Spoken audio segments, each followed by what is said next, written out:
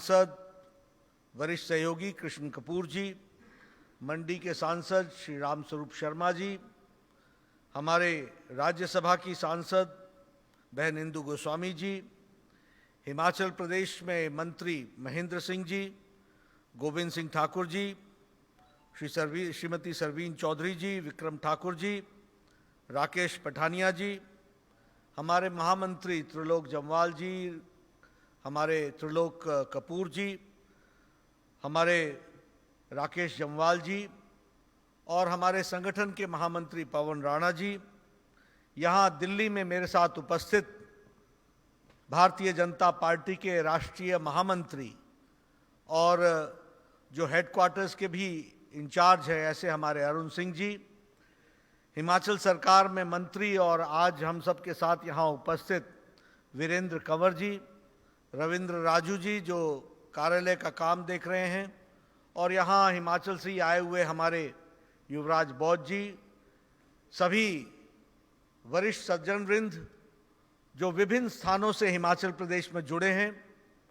सबसे पहले तो आप सबको शारदीय नवरात्रों की मैं शुभकामनाएं देता हूं कि आप सब लोग इस कार्यक्रम में जुड़े और इस कार्यक्रम में जुड़ने के साथ साथ इस नवरात्र में भी अपने आध्यात्मिक पूजन के साथ साथ ये कार्यालय के भी शिलान्यास पूजन के कार्यक्रम में आप सब लोग उपस्थित हुए हैं। आप सबका अभिनंदन, आप सबका स्वागत।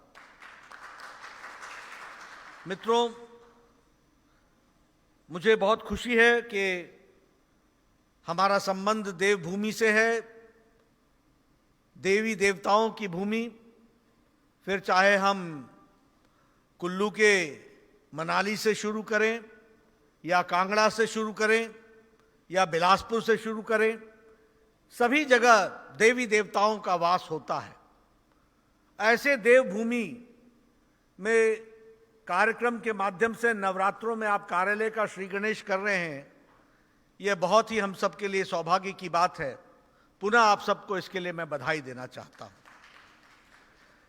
मित्रों, हिमाचल प्रदेश का कार्यालय के निर्माण की कहानी से एक विशेष संबंध जुड़ता है।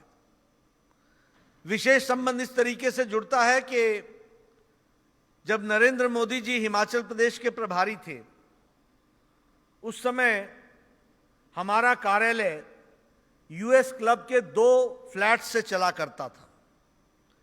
एक फ्लैट मेरे नाम पर था और एक फ्लैट कृष्ण कपूर जी के नाम पर था। 2 फ्लैट के विधायकों के होने के कारण हमको मिले थे और उन फ्लैट से हमारा कार्यक्रम चलता था। कृष्ण कपूर जी के फ्लैट पर कार्यालय की गतिविधि होती थी और जो यूएस क्लब में मुझे मिला था वह हमारे अतिथि और जो हमारे वरिष्ठ कार्यकर्ता नेता आते थे उनके रहने की व्यवस्था वहां होती थी।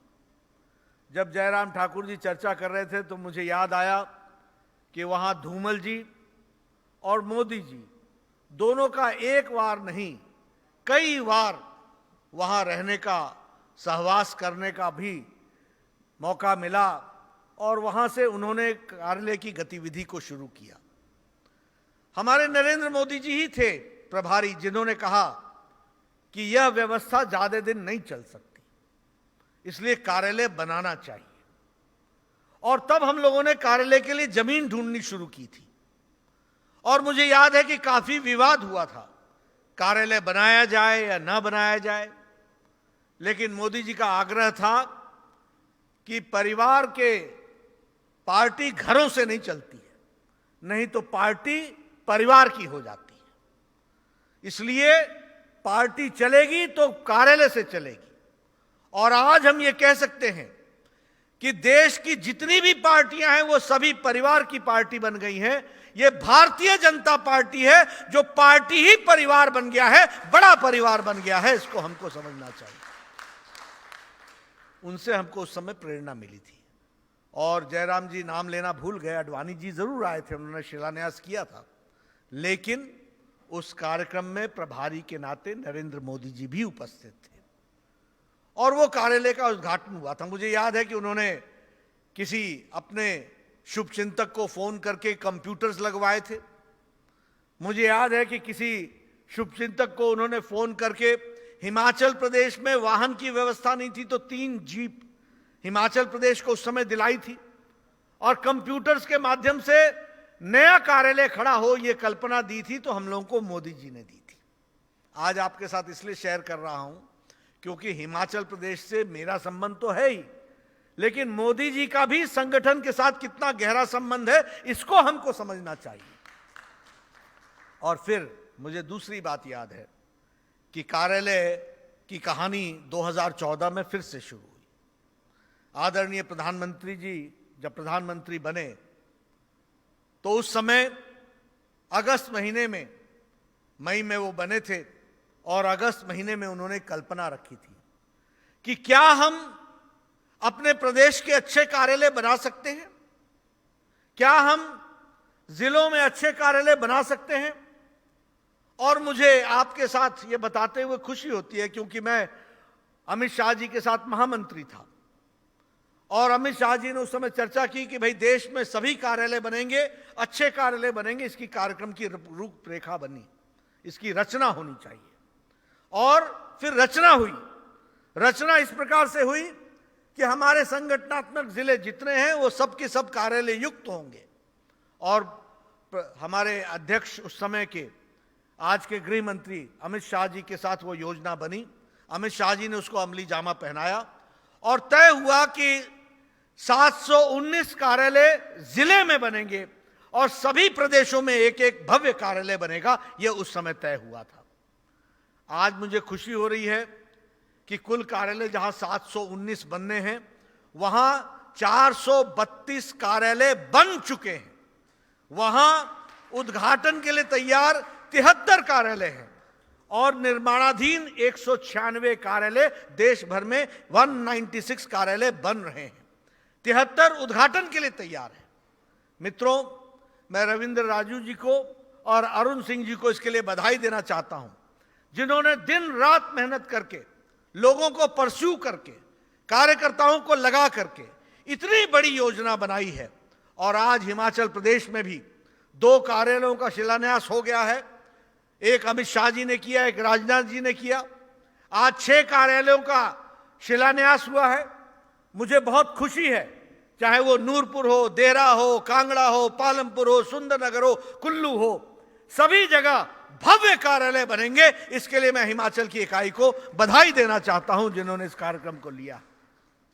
मित्रों, 2-3 बातें जरूर मैं कहना चाहूंगा। एक तो कार्यालय समयबद्ध तरीके से बने। दूसरा, कार्यालय क्वालिटी का हो, नो कॉम्प्रोमाइज ऑन क्वालिटी। अच्छा कार्यालय बने, कोई कार्यकर्ता आए तो उसको लगे कि वो एक अच्छी जगह आया है। और तीसरा, मोस्ट मॉडर्नाइज्ड कार्यालय बने, वेल इक्विप्ड कार्यालय बने। ई लाइब्रेरी होनी चाहिए, कॉन्फ्रेंस हॉल होना चाहिए, कॉन्फ्रेंस हॉल में डिजिटल स्क्रीन के साथ साथ सारी व्यवस्थाएं होनी चाहिए, वीडियो कॉन्फ्रेंसिंग और ऑडियो कॉन्फ्रेंसिंग की व्यवस्था होनी चाहिए, बोर्ड रूम होना चाहिए, लोगों के बैठने के लिए कॉन्फ्रेंस की अच्छी व्यवस्था होनी चाहिए, और साथ ही साथ हमारे पदाधिकारियों के बैठने की भी व्यवस्था होनी चाहिए, और कार्यालय में आए हुए आगंतुकों के लिए भी सम्मानपूर्वक बैठने की व्यवस्था हो। इस तरीके से हमको कार्यालय का निर्माण करना है। मैं आपसे चाहूंगा कि आप इस तरीके से कार्यालय को बनाएं, उसकी क्वालिटी भी अच्छी हो, समयबद्ध तरीके से बने, मोस्ट मॉडर्नाइज बने, इसकी हमको चिंता करनी चाहिए। और जब मैं कार्यालय बोलता हूं मित्रों, तो कार्यालय ऑफिस नहीं होता है। ऑफिस 10 से 5 चलता है, कार्यालय 24 घंटे 24x7 365 डेज चलता है। कभी ताला नहीं लगता, उसको कार्यालय बोलते हैं। दिन में काम होता है, शाम को विचार होता है। यह आदान प्रदान की जगह होती है, फॉर्मल इनफॉर्मल डिस्कशन की जगह होती है, और यह संस्कार देने की का स्थान होता है कार्यालय। यह हमको समझना चाहिए। अभी जयराम जी पुराने दिनों को याद कर रहे थे, यूएस क्लब को याद किया करते थे। मेरे बारे में उस समय कहा जाता था, मैं सबको बोलता था कार्यालय आओ, मैं कार्यालय मिलूंगा, कार्यालय मिलूंगा। कई बार मैं कार्यालय में नहीं होता था, और जयराम जी उन दिनों पूर्णकालिक होकर के आए थे, बीमार थे, हमारे कार्यालय में रहते थे, तो इनको उनसे मिलना पड़ना था, जिससे मैं नहीं मिल पाता था। तो ये कहते थे कि नड्डा जी बोलते हैं कार्यालय आओ कार्यालय आओ, और खुद कई बार कार्यालय में होते नहीं है, प्रवास पर चले जाते हैं। तो मैं हमेशा सबको कहता था कार्यालय बुलाने का मतलब कार्यकर्ता में विचारों का प्रदान करना, विचारों का देने का केंद्र है। तो कार्यालय है, संस्कार आते हैं तो कार्यालय से आते हैं, इस बात को हमको समझना चाहिए। और इसीलिए मैंने देखा है कि कार्यकर्ता कार्यालय आते आते कार्यकर्ता नहीं, कार्यकर्ता के साथ साथ आइडियोलॉजिकल ग्रूमिंग के साथ साथ वो आगे बढ़ा है, इसको भी हमको समझना चाहिए। इसलिए कार्यालय सिर्फ ऑफिस नहीं है, वो संस्कार का केंद्र है, वो संस्कार के दृष्टि से हम सब लोगों को अच्छी दृष्टि देने वाला केंद्र है, यह हमको समझना चाहिए। हम बचपन में कहा भी करते थे कि 5 क से चलता है।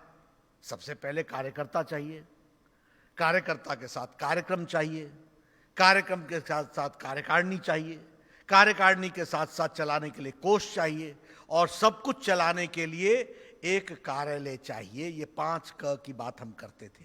इसलिए विदाउट कार्यालय चलना यह बहुत उचित नहीं है। आप लोगों ने इस बात को शुरू किया है, मैं इसके लिए आपको बधाई देना चाहता हूं। मैं एक बात और भी कहना चाहता हूं कि आप इस कार्यालय में अच्छी डॉक्यूमेंटेशन की व्यवस्था भी कीजिए, साइंटिफिक तरीके से, डिजिटल तरीके से। यह डॉक्यूमेंटेशन करना, उसी तरीके से कार्यालय में मोर्चे और प्रकोष्ठों के लिए भी अच्छी उचित व्यवस्था कीजिए। किसान मोर्चा है, युवा मोर्चा है, इन सब के लिए अच्छी व्यवस्था होनी चाहिए। और ये लोग अपने तरीके से संगठन को कैसे आगे बढ़ाएंगे, इसके लिए भी योजन करने के लिए कार्यालय में उपयुक्त व्यवस्था करनी चाहिए। यह हमको ध्यान में रखना चाहिए।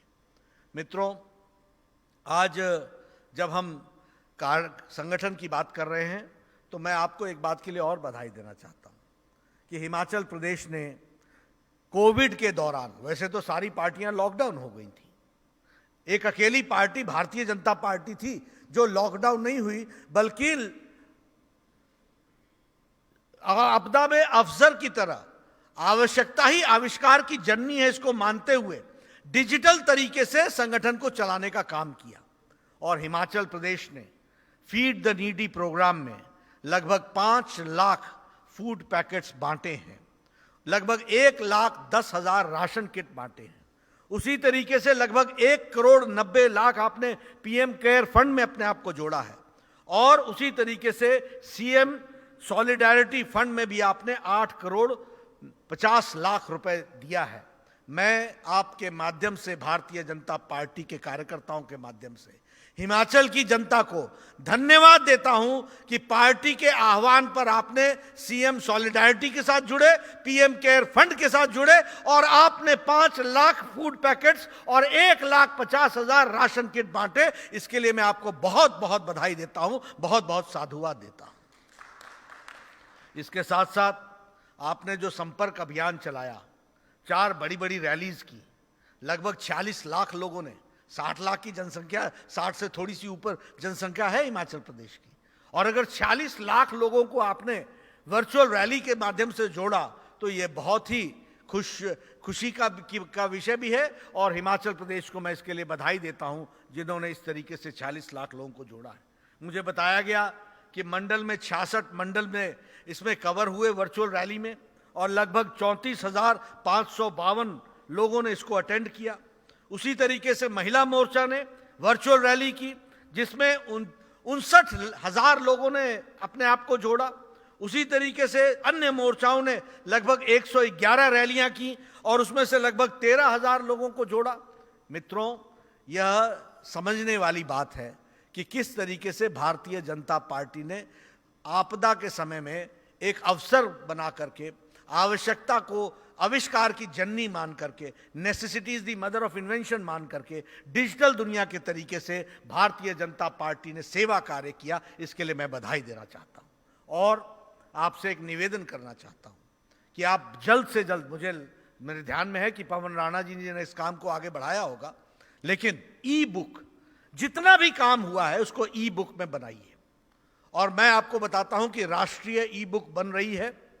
यह सारे प्रदेशों के काम को जोड़ करके नेशनल ई बुक बनेगा, और 9 भाषाओं में ट्रांसलेट होगा, दुनिया की 9 भाषाओं में, ताकि दुनिया में लोगों को पता चले कि अन्य जगह कोविड की लड़ाई सरकारों ने लड़ी है, मोदी जी के नेतृत्व में सरकार और समाज ने भी लड़ाई लड़ी और भारतीय जनता पार्टी भी उसमें आगे रही है। It is going to become a world document, दुनिया का एक अजूबा डॉक्यूमेंट बनेगा। और इस डॉक्यूमेंट को बनाने के लिए यूएनओ की 9 भाषाओं में भी हम उसको ट्रांसलेट करने वाले हैं। ये हम आपके साथ बताना चाहते हैं, इस काम को करना चाहते हैं। भारत में भी भारतीय जनता पार्टी ने लगभग 20 करोड़ फूड पैकेट्स बांटे, लगभग 5 करोड़ राशन किट बांटे, लगभग 5 करोड़ फेस मास्क बांटे और लगभग 55 लाख लोगों को हम लोगों ने डोनेशन से जोड़ा है। और जो थैंक यू कोरोना वॉरियर्स थे उसमें 12,87,000 लोगों को हम लोगों ने जोड़ा। इस बात को हम ध्यान देना चाहते हैं, आपको बताना चाहते हैं। मित्रों, हमने कार्यालय की बात की, भारतीय जनता पार्टी की बात की। एक बात मैं जरूर कहना चाहता हूं, हम अच्छे काम करते हैं, हम समाज के लिए काम करते हैं, हम समाज को दृष्टि देने में अपना योगदान भी करते हैं, लेकिन हम लोग इन सब चीजों के जनता तक पहुंचाने में जितना हमको ध्यान रखना चाहिए उतना हम ध्यान नहीं रख पाते। हम क्यों ना बताएं लोगों को कि ये भारतीय जनता पार्टी आदरणीय मोदी जी के नेतृत्व में कोविड के समय जब दुनिया में लोग अपने आप को हताश महसूस कर रहे थे, तो मोदी जी ने जो रास्ता भारत को दिखाया वो दुनिया के लिए रास्ता बन गया है। इस बात को हमको बताना चाहिए। और मैं कहने के लिए नहीं कह रहा हूं, आज अमेरिका का चुनाव हो रहा है, कोविड मैनेजमेंट वहां का इलेक्शन का मुद्दा है। बेदिन अगर किसी को घेर रहे हैं ट्रंप को, तो वो कोविड मैनेजमेंट पर घेर रहे हैं। ये सब शक्तिशाली देश हैं, ये सब वो देश हैं जिनके पास स्वास्थ्य की सेवाएं भारत से अच्छी थी। ये स्पेन, ये फ्रांस, ये यूरोप के देश, ये जर्मनी, ये सब लोग भारत से स्वास्थ्य में अच्छे थे। लेकिन जब चैलेंज आया तो इन्होंने अपने आप को असहाय पाया। और ऐसे समय में माननीय मोदी जी ने टाइमली और बोल्ड डिसीजन लेकर के लॉकडाउन लगा करके 130 करोड़ जनता को सुरक्षित किया। इस बात को हमको ध्यान में रखना चाहिए, ये हमको बताना चाहिए। ये छोटी घटना नहीं है मित्रों। 130 करोड़, हर दूसरे दिन केसेस डबल हो रहे थे, हर दूसरे दिन, every second day the cases were being doubled. हमारे पास एक भी डेडिकेटेड हॉस्पिटल नहीं था, हमारे पास पर्सनल प्रोटेक्शन इक्विपमेंट बनाने की व्यवस्था नहीं थी, हमारे पास उस समय कोई भी वेंटिलेटर के लिए व्यवस्था नहीं थी, हमारे पास उस समय टेस्टिंग कैपेसिटी बहुत कम थी। लेकिन मोदी जी ने लॉकडाउन लगाया और लॉकडाउन लगा करके देश को तैयार किया। क्या तैयार किया? आज हमारे डेडिकेटेड हॉस्पिटल 1600 हैं और मुझे खुशी है कि हिमाचल प्रदेश में भी टांडा मेडिकल कॉलेज और हमारा इंदिरा गांधी मेडिकल कॉलेज दोनों कोविड डेडिकेटेड हॉस्पिटल हैं। और साथ में ईओपीडी नेर चौक में भी चल रही है, टांडा में भी चल रही है और इंदिरा गांधी मेडिकल कॉलेज में भी चल रही है। इसके लिए भी मैं आपको बधाई देना चाहता हूं। 1600 dedicated Covid hospital, more than 4 lakh dedicated beds हैं आज। उस समय हमारी टेस्टिंग कैपेसिटी 1500 थी पर डे, आज हमारी टेस्टिंग कैपेसिटी 15 लाख है पर डे। उस समय हम एक भी पर्सनल प्रोटेक्शन इक्विपमेंट नहीं बनाते थे, पीपीई किट नहीं बनाते थे, लेकिन आज 4 lakh, 4.5 lakh personal protection equipment per day Bharat बना रहा है और अब भारत एक्सपोर्ट कर रहा है, दूसरे देशों को दे रहा है। इसको हमको ध्यान में रखना चाहिए। यही नहीं, 150 देशों को भारत ने मोदी जी के नेतृत्व में पैरासीटामोल और HCQ की गोलियां पूरे देश में 150 देशों में दवाइयां पहुंचाई हैं। यह भारत का रोल रहा है, इसको हमको समझना चाहिए। लेकिन मैंने ये जो आपके सामने आंकड़े रखे हैं, मैं चाहूंगा कि हमारा कार्यकर्ता गांव-गांव, घर-घर, गली-गली लोगों को बताए कि नेतृत्व का परिवर्तन और अच्छा नेतृत्व होने का असर क्या होता है। इसको हमको समझना चाहिए। उसी तरीके से अगर हम प्रधानमंत्री गरीब कल्याण पैकेज की बात करें तो 80 करोड़ की जनता को 5 किलो चावल, 5 किलो गेहूं और 1 किलो दाल देने का काम किया प्रति व्यक्ति के हिसाब से, तो प्रधानमंत्री मोदी जी ने किया। मैं सही बोल रहा हूं कि नहीं बोल रहा हूं? 80 करोड़ की जनता को 5 लाख गेहूं, 5 किलो गेहूं या 5 किलो चावल और 1 किलो दाल देने की व्यवस्था की है। हिमाचल प्रदेश तो संपन्न देश है, संपन्न प्रदेश है, लेकिन भारत में 80 करोड़ की जनता की सेवा और दिवाली तक इस सेवा करने का काम आदरणीय प्रधानमंत्री जी ने लिया है। 20 करोड़ जब बहनों को 3 महीने के लिए 500 रुपए पहुंचाने की व्यवस्था आदरणीय मोदी जी के नेतृत्व में हुई है। उस समय कहते थे जनधन खाते खोलो, जनधन खाते खोलो, तो बोलते थे जनधन खाते खोलने से होगा क्या? अरे जनधन खाते खुलने से यह हुआ कि न पोस्ट ऑफिस, न मनी ऑर्डर, न पोस्टमैन, किसी की जरूरत नहीं पड़ी और 20 करोड़ जनता हमारी बहनों के खाते में 500 रुपए 3 महीने के लिए चूल्हे जलने का इंतजाम हो गया। इसको हमको समझना चाहिए। हम जब कहते थे कि जनधन खाते खोलो और किसानों को खाते खोलने की बात बोलते थे, तो लोग बोलते थे कि मोदी जी क्या बात करते हैं, लाल किले के प्राचीर से खाते खोलने की बात करते हैं। आज लोगों को समझ में आ रहा है कि 8 करोड़ 50 लाख किसानों के खाते में सीधे सीधे 2000 रुपए, 2000 रुपए और 2000 रुपए यानी 6000 रुपए की किस्त उनके खाते में पहुंचा दी गई है। इसका काम किया है तो नरेंद्र मोदी जी ने किया है। इसलिए मित्रों, इस बात को समझना चाहिए कि नेतृत्व की दूरगामी सोचने की ताकत का कितना असर पड़ता है और किस तरीके से फर्क पड़ता है। गैस का चूल्हा, उस गैस के चूल्हे के लिए उज्ज्वला योजना के तहत 8 करोड़ बहनों को 3 महीने के लिए मुफ्त 3 सिलेंडर देने का काम किया है। और मैं यहां पर जयराम जी को बधाई देना चाहता हूं। उन्होंने गृहिणी सुविधा योजना चलाई है और उस गृहिणी सुविधा योजना के तहत जितने बचे हुए गैस कनेक्शन के लिए लोग जो अभ्यर्थी थे उनको उन्होंने जोड़ा है। लगभग 2,50,000 बहनों को उन्होंने जोड़ने का प्रयास किया है। अब हिमाचल प्रदेश में भी कोई ऐसा व्यक्ति नहीं है जिसके यहाँ मुफ्त गैस का चूल्हा और व्यवस्था नहीं हुई है। हिमाचल गृहिणी सुविधा योजना के तहत उन्होंने किया है, उसको मैं बधाई देना चाहता हूँ। लेकिन हिमाचल प्रदेश में भी आप लोगों ने इस तरीके का काम तो किया ही, लेकिन देश भर में 8 करोड़ लोगों की बहनों के 3 महीने के गैस का चूल्हा, गैस का सिलेंडर पहुँचाने की व्यवस्था की गई। यही नहीं, किसान सम्मान निधि तो मैंने बता ही दिया। दिव्यांगजनों के लिए हम लोगों ने जो प्रयास किया कि उनके खाते में 1000 रुपए 3 महीने के लिए 1,000 रुपए पहुंचे, हमारी विधवा बहनों के लिए उनके खाते में पहुंचे, हमारे बुजुर्ग लोगों के खातों में पहुंचे। इस तरीके का इंतजाम किया तो हमारे आदरणीय मोदी जी के माध्यम से हुआ है, उसको हमको समझना चाहिए। उसी तरीके से आत्मनिर्भर भारत, मित्रों मैं आपसे निवेदन करूंगा 2 बातें कीजिए। एक, जहां हमारे इंडस्ट्रियल एरियाज हैं, चाहे वो बद्दी है, चाहे वो पौंटा साहब है, फिर चाहे वो कांगड़ा के डाडा सिपा के पास या आगे जाकर के जो इंडस्ट्रियल एरिया नूरपुर के बॉर्डर पर पड़ता है, इन सभी जगहों पर एमएसएमई सेक्टर में जो 3 लाख करोड़ रुपए दिए गए हैं कोलैटरल लोन्स के लिए, उसमें हम लोगों को उद्यमियों को जोड़ना चाहिए। और भारतीय जनता पार्टी के कार्यकर्ताओं से मैं निवेदन करूंगा कि जाइए और उद्यमियों के साथ मिलिए, उनको समझाइए और उनको ये आपदा में अवसर के दृष्टि से उनकी मदद करने के लिए आप आगे आइए। ये भारतीय जनता पार्टी के कार्यकर्ताओं का काम है। इतना ही नहीं, 1 लाख करोड़ रुपए खर्च होने हैं हमारे किसान भाइयों के लिए।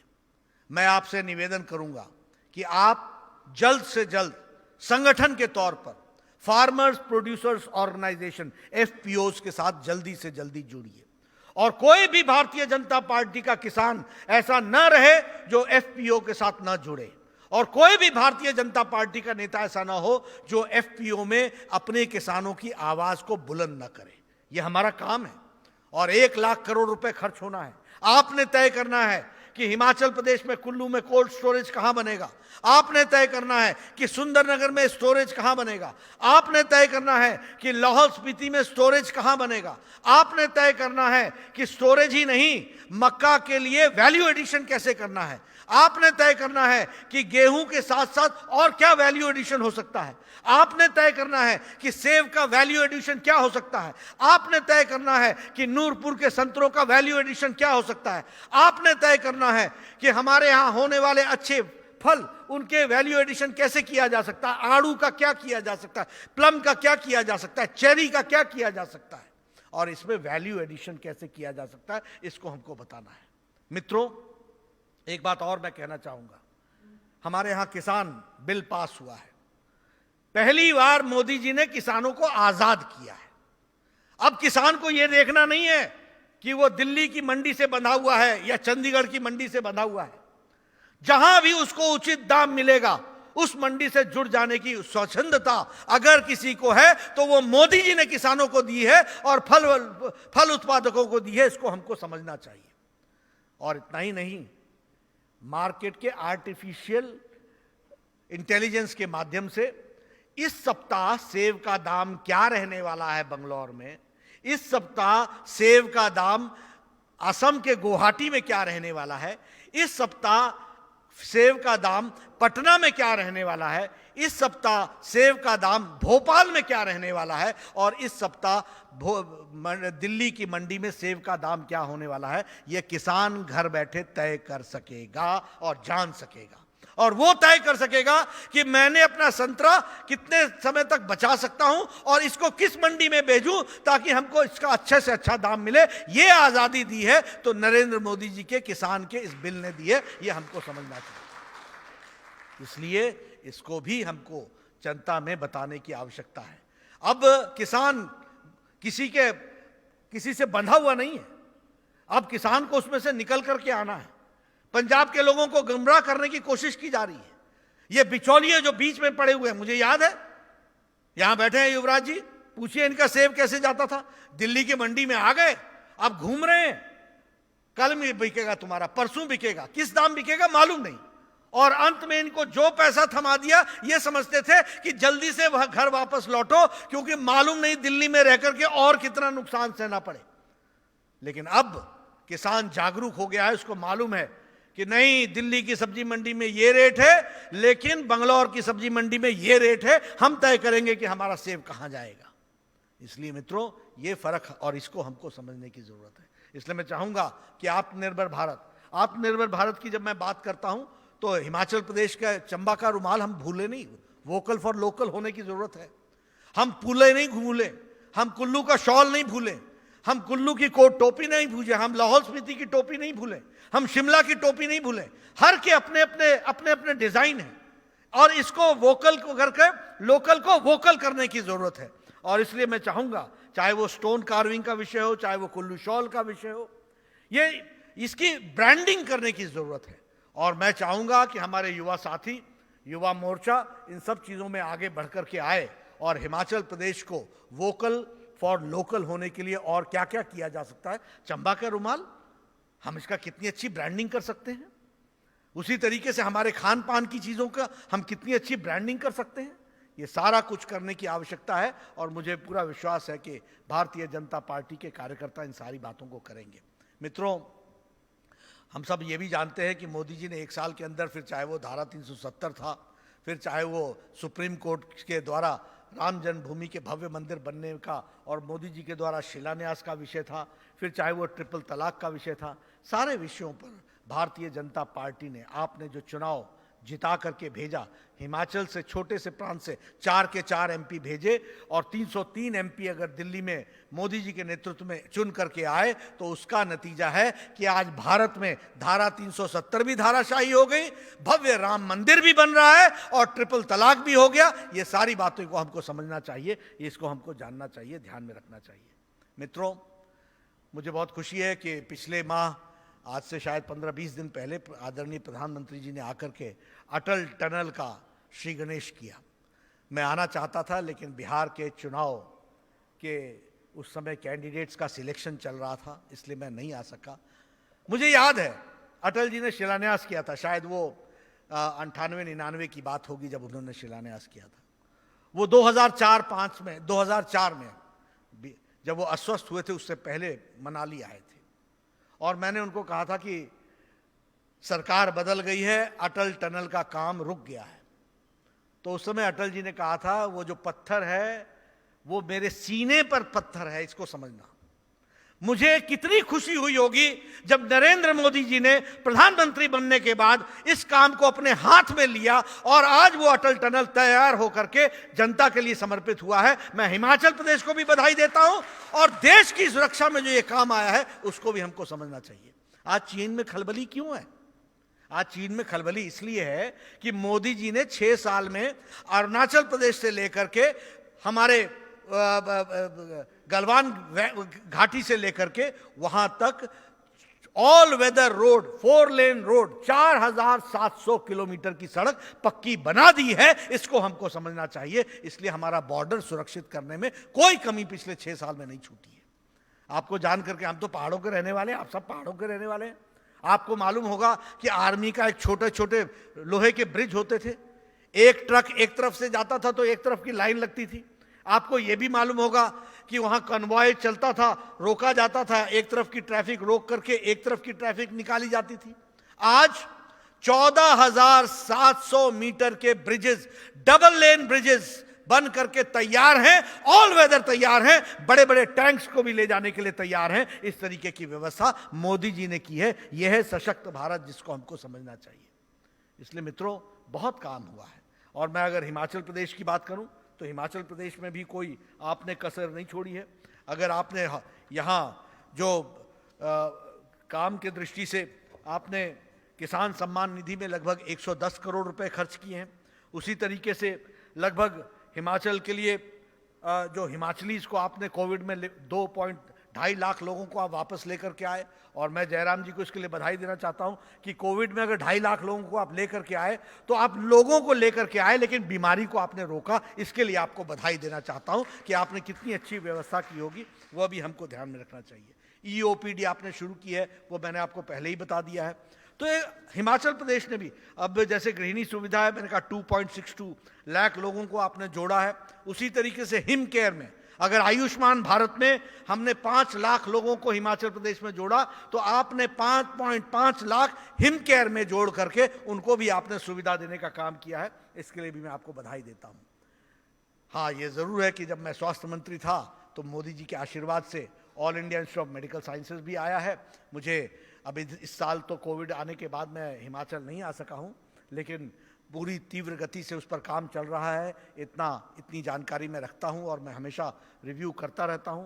मैंने अनुराग जी से भी चर्चा की है कि ये जो ऊना का सैटेलाइट सेंटर है, इस पर भी हम लोग ध्यान दें और इसको आगे बढ़ाएं। उसी तरीके से 4 मेडिकल कॉलेज, अब उसकी भी बिल्डिंग्स तैयार है और वह भी, वहाँ भी काम अच्छा चल रहा है। इसी तरीके से ये जो हर घर जल है, उसमें लाहौल स्पीति उन 9 डिस्ट्रिक्ट्स में से आता है जहाँ उत्तम काम हुआ है। 4 लेन का जहाँ तक सवाल है, उसमें लगभग 55 की DPR तैयार है, उसको भी आप आगे बढ़ाइएगा। ये मैं आपसे शेयर करना चाहता हूँ। इसलिए हिमाचल प्रदेश ने भी अपनी तीव्र गति से सारे कामों को आगे बढ़ाने का काम किया है। इसके लिए मैं आपको बधाई देना चाहता हूँ। हिमाचल प्रदेश के कार्यकर्ताओं को इस बात के लिए भी बधाई देना चाहता हूँ कि आपने संगठन को बहुत तीव्र गति से आगे बढ़ाया है। मेरे आंकड़े सही होंगे ऐसा मैं मानता हूँ, नहीं होंगे तो मुझे बाद में सही कर दीजिएगा, लेकिन मुझे जानकारी मिली है कि लगभग 2000 विस्तारक आपके यहाँ अपने डिजिटल माध्यम से लोगों को जोड़ने के लिए पार्टी काम कर रही है। मैं सुरेश कश्यप जी को, पवन राणा जी को और सभी महामंत्री और उपाध्यक्ष लोगों को बधाई देता हूं, जिन्होंने इतना अच्छा काम संगठन में किया है और संगठन को मजबूती देने का काम किया है। इसके लिए भी मैं आपको बधाई देना चाहता हूं।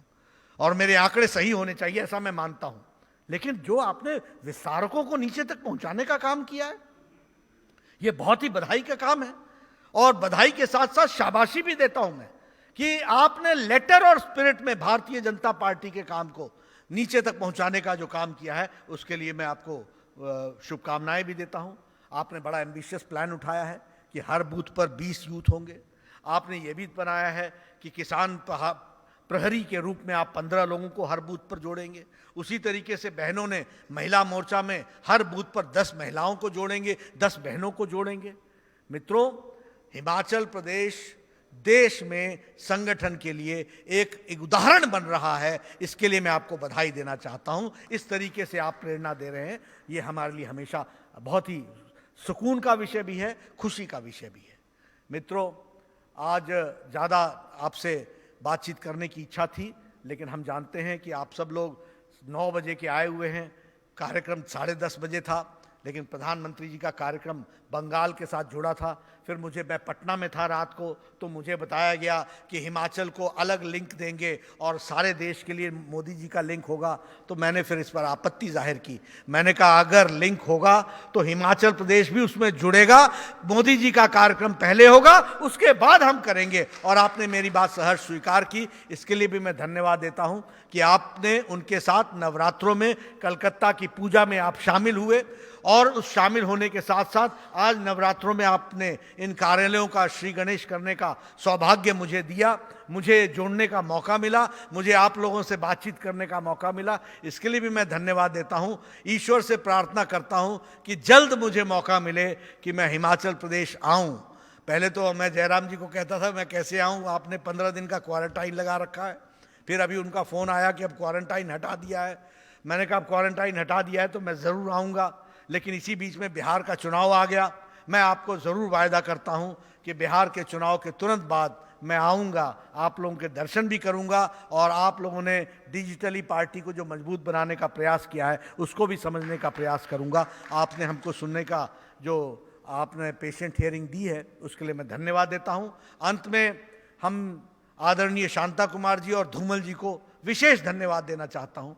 इनसे हम लोगों को प्रेरणा मिली है, इन्होंने पार्टी खड़ी की है। इन्होंने तब पार्टी खड़ी की है जब जनसंघ के नाम पर दो लोगों को जोड़ना भी कठिन था, लेकिन आज मुझे मालूम है कि जब वो देख रहे होंगे कि 6 कार्यालयों का श्री गणेश हो रहा है, शिलान्यास हो रहा है, 2000 कार्यकर्ता विस्तारक के रूप में निकले हैं, उसी तरीके से डिजिटली वो अपने लोगों को जोड़ रहे हैं। एक बूथ पर 20 यूथ को जोड़ने का प्रयास हो रहा है, एक बूथ पर 15 प्रहरी, किसान प्रहरी बनाने की बात हो रही है, एक बूथ पर 10 बहनों को जोड़ने की बात हो रही है, तो उनको कितनी खुशी होती होगी इसका मैं एहसास कर सकता हूं। मैं विश्वास दिलाता हूं कि आप लोगों से प्रेरणा लेकर के मैं यहाँ पर देश में भारतीय जनता पार्टी को आप सबके सहयोग से आगे बढ़ाने में, और जो विश्व की सबसे बड़ी पार्टी है उसको विश्व की आइडियोलॉजिकल पार्टी के साथ साथ हम उसका कंटेंट को भी और आगे बढ़ाएंगे, और हम मजबूती प्रदान करते हुए देश नहीं दुनिया में अद्वितीय बनेंगे वैचारिक पृष्ठभूमि पर इस मोदी जी के नेतृत्व में। यही मैं आपको विश्वास दिलाता हूं। आपने मेरी बात सुनी, आपका बहुत बहुत धन्यवाद। जय भारत, जय हिमाचल।